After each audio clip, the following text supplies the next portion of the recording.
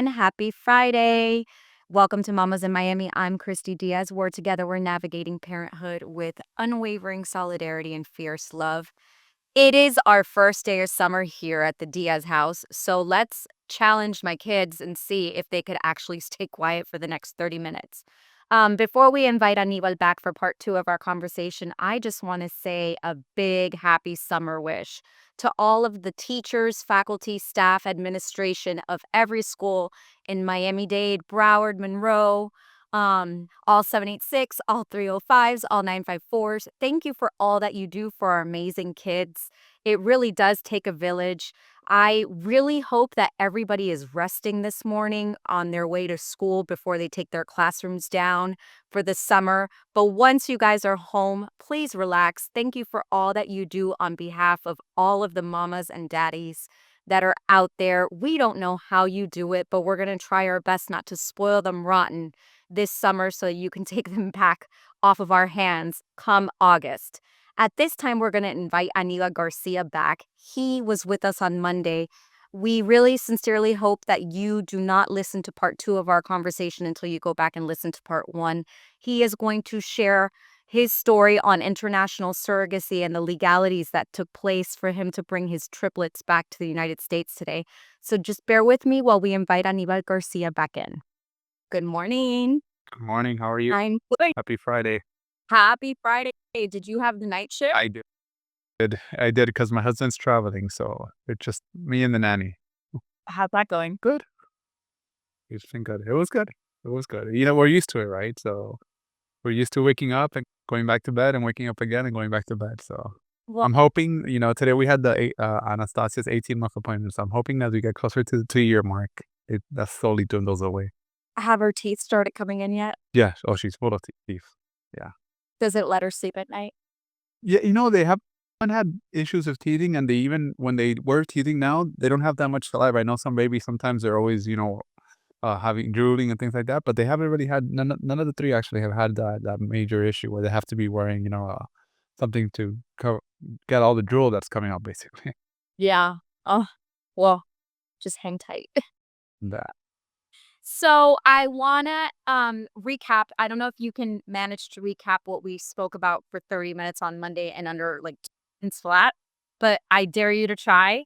For those of you that are just listening in for the first time, once again, I encourage you to go back to Monday's conversation to hear part one of how Anibal ended up with 3 babies under 6 months. So go ahead and try to recap it. Yeah, so my husband and I have been together now 6 years, married for 3, and we started the surrogacy process about a little over 2 years ago, with some failed attempts. The original goal was just to have 2 babies, and with failed attempts, we ended up with 1 baby first, and then we ended up with boy-girl twins 6 months later. So right now we have a 18-month-old Anastasia, and then the twins are 1 year old already. They're 12 months, and they're Angelina and Alessandro. So that's where we are. We went through the whole view part one. We went through the whole embryo transfers and all that, and today we're going to go more into the legal side of it.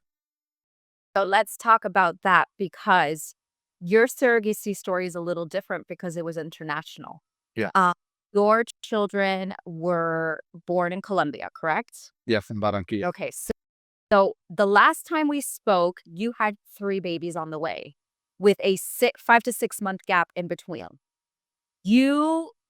What happens exactly the moment where you find out you're getting close to baby number 1 being born?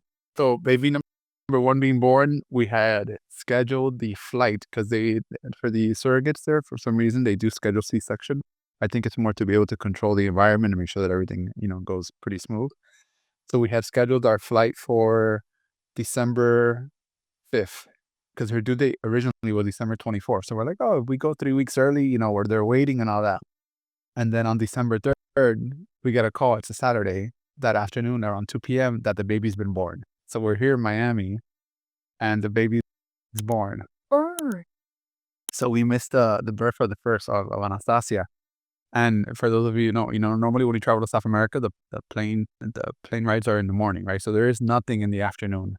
So we were here in Miami waiting, and we finally got a picture at 9 p.m. So we were waiting for 6-7 hours to get a picture of the baby. And led to her early arrival that you weren't aware of? No, the surrogate went into labor and they decided to schedule the C-section and get it done in emergency. Yeah, so then Anastasia was born, and we couldn't go that day, obviously, and when she was born, she was perfectly fine, healthy weight, but she didn't exacerbate all the liquid from her lungs, so they put her in ICU for a couple days. So, the first picture we get of her is in the incubator in ICU. So imagine we're not there, and we see a little baby in the incubator in an ICU. So obviously we moved our flight to the next day. It was a Sunday, we went there, and we're straight from the airport. We went straight to the hospital, and then something that was interesting is, so Anastasia is my husband's DNA, right? So legally, right now, I'm not her father, on paper, right? So, when the babies are born in Colombia, on their birth certificate, it has the father's name, and then it actually has a surrogate as the mother's name. So since she did give birth to the baby, initially the surrogate's name does get placed on the birth certificate. So when the baby is in the ICU, I can't go in to see it for a couple of days since I'm legally not the father, which is, so I just basically go to the hospital and wait in the lobby of the space, because I can't go in and see it. So finally, it was hard, but I understood, and I understood, this is just short term. In a couple of days, she'll be home with us, and it was nothing serious, right? So I wasn't too nervous. But the funny thing is that finally we made friends with the nurses, and they finally let me in, and I sneak in, and I had seen only pictures, and in the pictures she looked like a big baby, like a big chubby baby. And when they're like, "Oh, there's your daughter. She's in bed number 4." So I go in and I look, I'm like, "This is not her." Because in real life, she looks so much smaller than in pictures. So the nurses are looking at me like I'm crazy, telling her that this is not my baby. But yeah, so it was her. What did it feel like for you to Oh, no. Well, we couldn't carry her that first day because she was still in there with all the wires and all that. But, we did carry her, and I'll send you that picture. We have our first family picture where we carried her together, which, it's one of those things after, after the failed attempts, after, and I'm sure whether you're straight or whether you're gay, everyone feels this, right? After going through the process of trying to have a baby for a year or so, you can't believe this is your baby, right? Like, you can't believe that this is really happening. So that was a Yep. magical moment, That I can't imagine what it must have been like to find out you missed the bird, to get to Miami International Airport, get on that airplane, land. It was the longest 2.5 hours ever, Oh, right? goodness. And then only to get there and to tell you, I'm sorry, Canada. So how many days was she? So at this, okay, a lot of questions running through my head. The surrogate you said is the mom on the certificate, Yes. yet that for egg. Yeah. Yeah, sir, correct. Okay. Yeah, because as far as the hospital knows, the hospital doesn't know any better, right? She just knows the hospital just knows it's a pregnant lady that gave birth to a baby. So the children's birth certificate have their surrogates. So they have 3 different mothers listed on. No, it doesn't. No, there's no egg donor listed in the birth certificate. So the egg donor doesn't appear Right. anywhere. So I'm saying the surrogate, since you had 3 different surrogates for all. No, we had surrogates because remember the twins were both carried. Okay, so 2 have one mommy, another one has another one listed as mommy, even though they're Yeah. not mommy. Then the Anastasia, the oldest one, has my husband listed as her father in the Colombian paperwork, and then the twins have me listed as their father in the Colombian paperwork.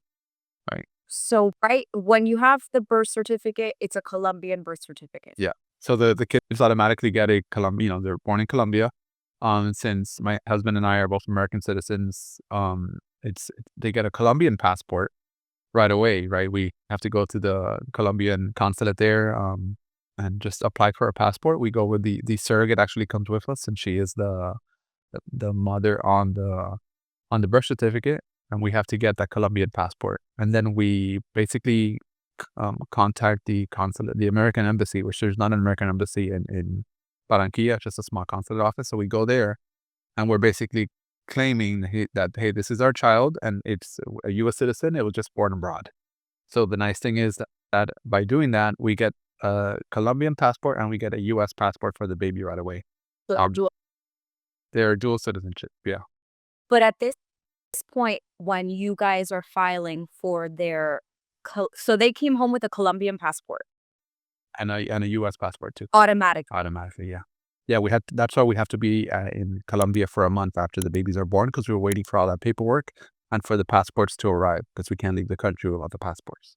By the time they and I'll go back to that 1 month that you're but by the time that they fly home, are you listed as a legal parent?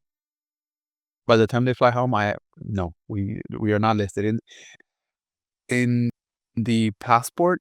It lists myself and my husband as the parents, but that itself is not a legal document. Meaning we still have to then go through, and I'll explain that later. The court process here in the United States for me to legally adopt Anastasia and for him to legally adopt the twins. So they basically come here to the United States with one parent, with one father. And is all of this paperwork and legal stuff done through the clinic, or at this point, are you on your own and it's a separate fee? We're on our own. We basically the way it works is when we do the contract with the surrogate, right before the surrogate gets pregnant, you sign a contract with her saying that she's just carrying this baby, that she has no legal claim to the baby, that there is no DNA of her in the baby, that it is an embryo that's being implanted in her. So that's basically her acknowledging that, right, and giving up any type of claim to the baby.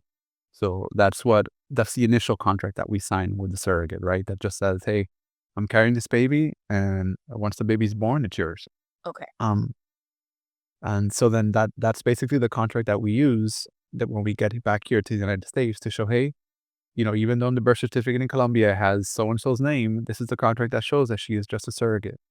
So the first step here in the United States is actually to remove the surrogate as the mother of the children. So we've already done that here in the United States. So we had our court case here. We had an initial court case where we basically present that to the judge. And then we have a second court case where they basically granted, right, that right now that the children have listed only one parent. And how long did that take? We're still in the process of that. So we've already removed both surrogates from the baby's birth certificates legally. So as of right now, the babies have only one parent, right? Anastasia has my husband, Carlos, and then the twins have me. And now we're waiting for our court date, which should be fairly simple, right? And that will be the actual adoption. So technically, I am adopting Anastasia, and then my husband is adopting the twins. So So that's all. the kids are all over the age of 1 and they are still legally assigned to one parent. Yes. Yeah. Is that a problem, guys, now at the Hasn't been a problem at all because when the kids were born, we decided to hyphenate our last names. My last name is Garcia. My husband's name is Brito. So we hyphenated Garcia-Brito. So no, you have kids, right? I've even flown with Anastasia. They don't ask for birth certificates or so it has not become an issue at all. So I'm even positive. I'm sure there's people who do this abroad and don't do the formalities that we're doing, but we want to do it just in case, right? To make sure everything is set and that in case anything does happen to my husband, I do have legal claim to Anastasia. But yeah, so it has not impacted anything whatsoever. Initially we had our insurances, he had Anastasia under his insurance and then I had the twins under mine. But we were able to speak and get them all together under one insurance. So it really hasn't had any type of impact. So that's why I'm not too worried about it, right? Because right now we're just going through the process and on paper it's just one day we'll get that paper that it's done. Sure. Okay, got Yeah, the only legal impact is I can't claim her on my taxes yet. So that's the I don't know if that's a good or bad thing, but okay. So Anastasia had to stay a little extra. She was in the NICU. yeah, You get snuck in because you are not a legal parent. correct. When does you have to stay in Colombia? So how did you even go about this? Did you rent an Airbnb? Did you go to a hotel? Did you guys go by yourselves? How did that work? Yeah, we knew that we were from the beginning. We knew that we were gonna stay there about a month, right? Because the whole paperwork takes about a month. By the time you know how the U.S. government works as well, right? You request an appointment with the embassy, and you're basically waiting for them to tell you to do it. And then once you have the appointment, it's an emergency passport, so it gets delivered fairly quickly. But the whole process takes about a month.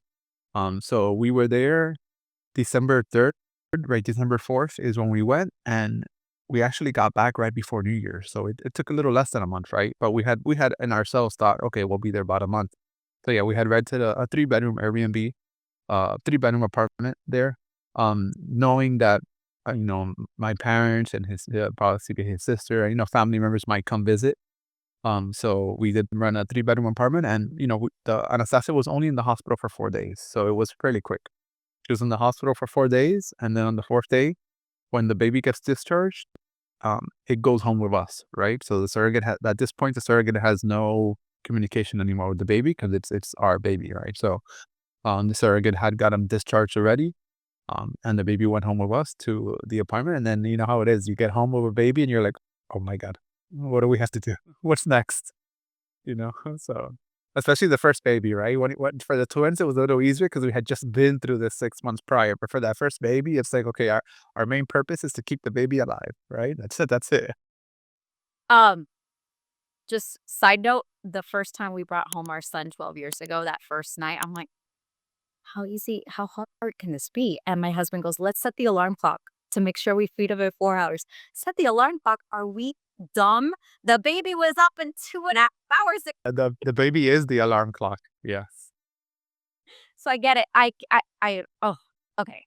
So many questions. Really random side note, not related to legal questions. Did the surrogate ever breastfeed Anastasia? They didn't breastfeed directly, but they did pump. So they did pump and they gave us the, like, because the initial colostrum is important and all that. So for the first couple of weeks for both Anastasia and for the twins, they were pumping for us, which was nice. Oh, cool. But we would give them that milk initially. Okay, so you get on the plane, you come home for New Year's, and you're sitting and waiting for your twins. Yeah, yeah. So we come home knowing that we have twins, 5 months later, right? Um, yeah, because at that time we already knew when Anastasia was born, we already knew that we had twins on the way. I mean, we already had the room done, right? The room was already done with the three cribs. It was like playing Tetris, trying to figure out how to fit three cribs in a room. We tried different ways of putting the cribs, and we ended up figuring out how to fit the cribs and the chair and the dresser and all that. Please send a picture Um, so we can share with yeah. everyone. I will. So yeah, we get home, we're at Miami, and then that's it. We're here for at that time we did not have a nanny. It was just us. So we're here. We we luckily, like I said in the last video, because of the fact that COVID had happened and jobs changed, we're both working from home. So that is a blessing, right? That Right. we're basically here with our baby working from home. And I didn't take paternity leave until February on purpose. Because my husband took the first month or so, and then I took a month after him. So that way, we could split it up a little bit, and then that way we could both enjoy, the time as opposed to both being off at the same time and then both having to go to work at the same time. So yeah. So now we're here with the baby, getting used to life. You're coasting. Yeah, coasting. Anastasia was an easier baby. And not easier, it's just that we went from 0 to 3, right? We had two more after. One. But one baby, it felt like a breeze compared to what was about to hit us, right? Did you So know the genders of your babies in advance? did we what? Know the genders of the babies in We advance? knew the gender of Anastasia because in those initial set of embryos, we had done the DNA testing, the PGD testing, so we did know that she was going to be a girl. For the twins, we didn't know. Uh, so when we were there for one of the sonograms, they had sent my best friend the gender of the babies, and then when we got back to Miami, we did like a little gender reveal, and I was convinced that it was two boys. Because yeah, because initially when I did embryos the first time, all my embryos came back as boys. So I was like, oh, for sure, it's gonna be two boys. I was the only thing I was scared of it when they gave it to two girls. Imagine having three girls in the house. Like that was gonna be Oh boy. yeah. So we did the thing with the powder, and I went first and it was blue, and I reacted, but I was like, okay, it's what I thought. And then when my husband did it, and that video is on my Instagram, when my husband did it, it came out pink, and I'm like, oh my God, I totally thought it was two boys, but yeah. So So you know now that you've got two girls, one boy, and it's after the holidays. You have a newborn at home.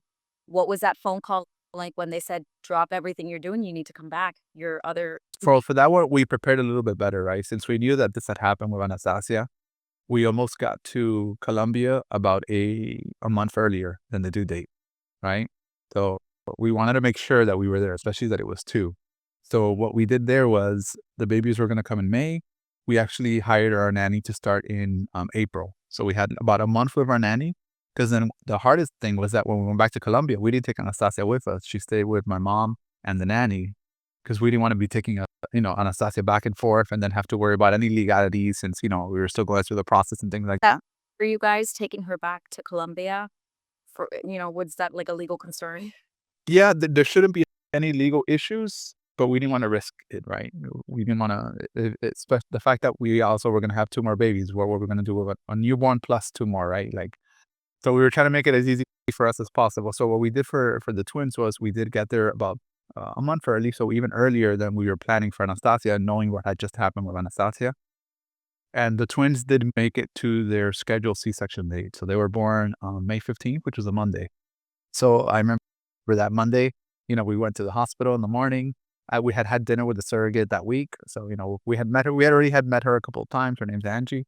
She actually follows me on Instagram now, so she might see this. But we had dinner with her that week. And then that morning, when it was time, when they put her in the operating room and it was time, they brought me in. And I've seen pictures from my friends who have babies here. You always see when people have the C-section here that they have that curtain, so you don't see. There's absolutely no curtain in Colombia. Yeah, so I saw everything. I saw it was eye-opening That's at the same time. Yeah, it was crazy. It was crazy, and they start to pull the babies out, and then you're trying to figure out if it's the boy or the girl first, and then so Angelina was born first. The girl was born first, and then the boy came out after. And then it's crazy because they came out as twins. They came out, 3 weeks early, right? Because they had scheduled C-section 3 weeks early, but they each weighed almost 7 pounds, a little bit over 6 pounds and a half. So for being twins and coming out early, they were pretty healthy babies, and, when they come out, they clean them and all that, and I'm trying to figure out which is which. And then at the same time, they're basically cleaning up the surrogate, taking out all the rags and all that. Because I remember I was next to her holding her hand, and she told me, "Oh, go be with your babies." And I looked at her and I'm like, "I think you need me more right now than the babies do." Because I saw everything that they were doing, everything that they were moving, and I'm like, "I think you need me more," while they were stitching her up. So Were you able to watch that? yeah, yeah, yeah. I don't know. In that moment, right? I guess if you were to show it to me after and all that, it would be a little. But in that moment, be. But I guess the adrenaline that's going in your, in your body and all that, it didn't really impact me. Thank God. Yeah, I didn't faint. It wasn't close to fainting or anything like that. Wait, your husband Carlos is outside waiting and waiting. But I was able to FaceTime him while I was in there. Totally, probably against the rules. So I was pretending that I was taking a picture and I was really FaceTiming him. So he was able to experience it as well, which is nice. But yeah, imagine he was literally down the hall, but he couldn't come in. So Right? glad you did. Yeah. But yeah, so the babies are born, and then that one, the way it works there is the babies are born, and we went to a suite in the hospital, right? Okay. Um, Same thing as the other baby. I'm legally the father of those twins, so when they come do the paperwork, the surrogate shows up as the mom of the babies, and then I show up as the father of the babies. And then at the hospital at night, I could only stay in the hospital room since I'm the father of the babies, where it was a little different for Anastasia since she was in ICU, no one could stay, right? It was actually a little easier, right? Because we didn't have to worry about that first couple of nights of the babies because the nurses were taking care of her. But obviously when I stayed by myself with two babies. Thank God I had already the practice of Anastasia because the surrogate was recovering in bed, right? And I didn't expect her to do anything at all, right? So she was basically in the room with us. It was a two-bedroom, so it wasn't that small. And the boy slept through the night from the first day. He was doing good. The girl, oh my God, it's like she knew the moment that I sat down to lay down, she would just scream to get me to walk up to her, and then she would be asleep.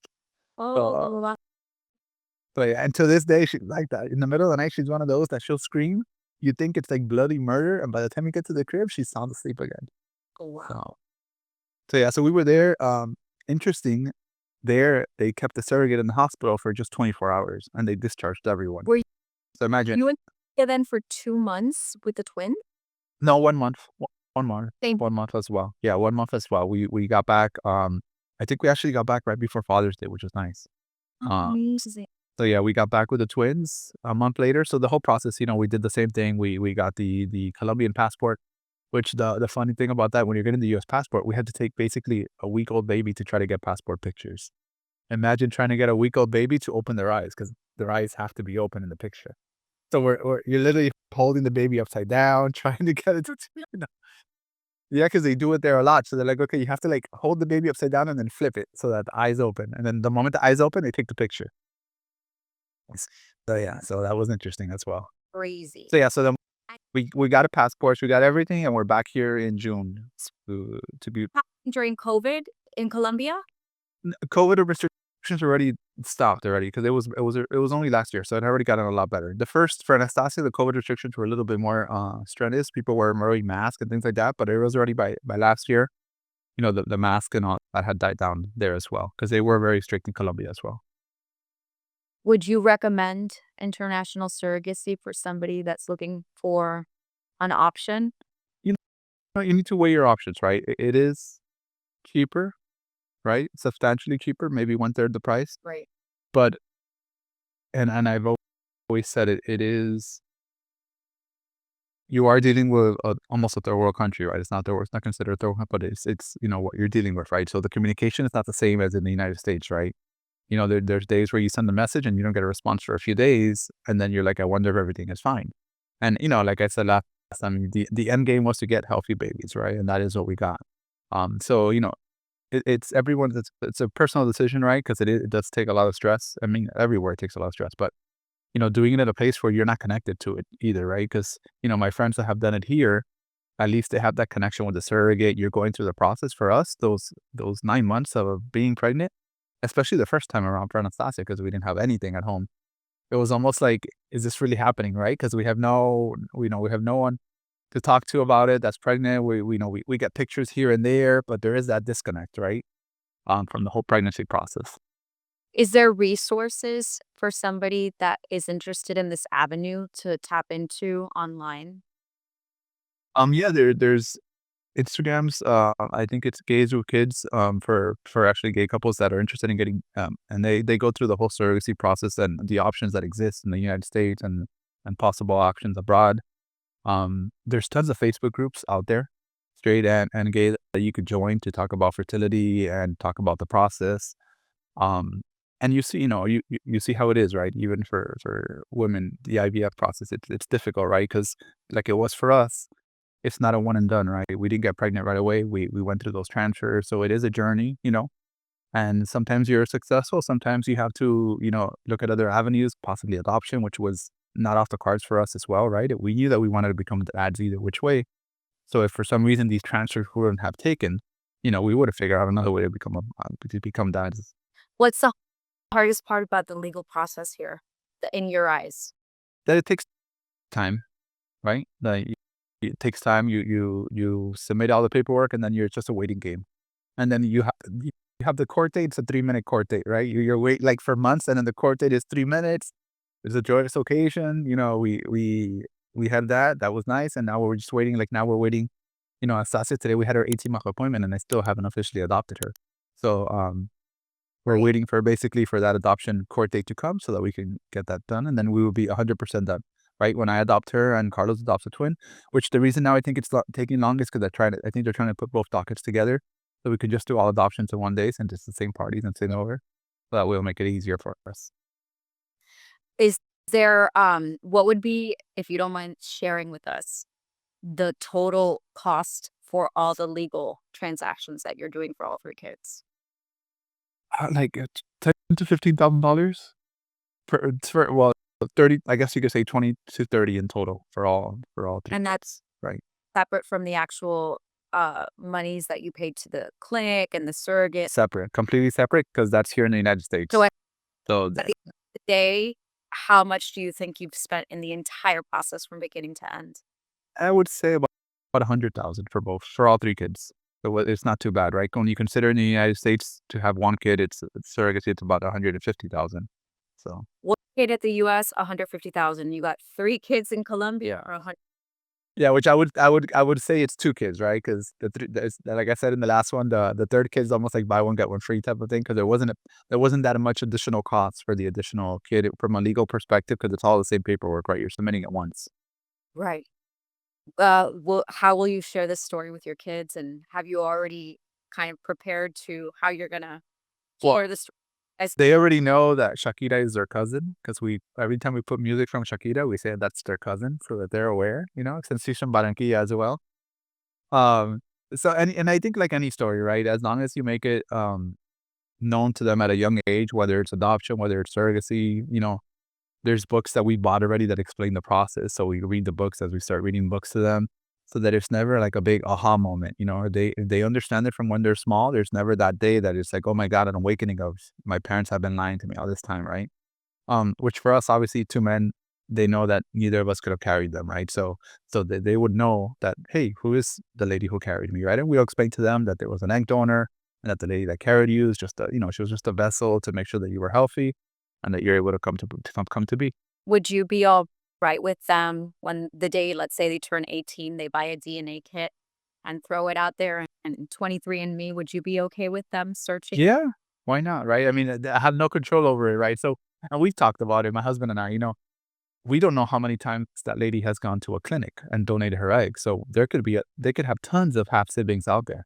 And if in 18 years we're in a financial position where we could help them, we're very grateful for that lady for having donated her eggs, because without that we wouldn't have the kids we have today, right?